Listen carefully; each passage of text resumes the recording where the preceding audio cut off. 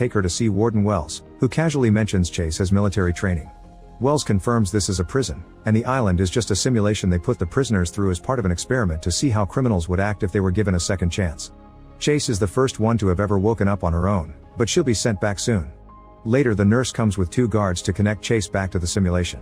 Unwilling to return, Chase fights the guards off, knocking out one of them and connecting the other one to the chair using the force field.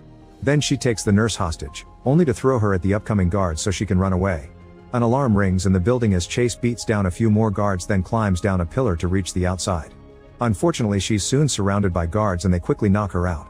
Afterward, Chase is taken to a cell where the door is a force field, and the magnetic force keeps her against the wall.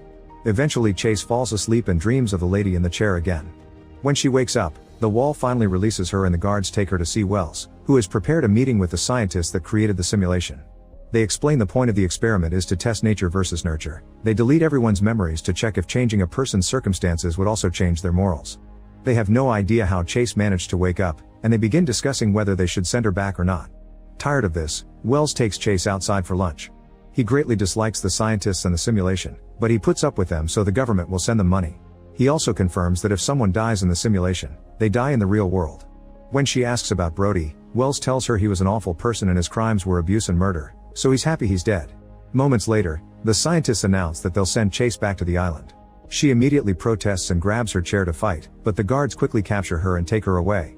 Then Chase is tied up outside by the neck, so she slaps Wells and tries to move, but the noose keeps her in place and Wells announces a punishment.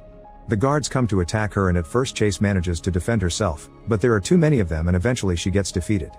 Afterward, Chase is secretly visited by Dr. Wyss, one of the simulation scientists. She tells her to stay on her path and not to be Wells' puppet because she suspects he's tampering with the results of the tests. When she's about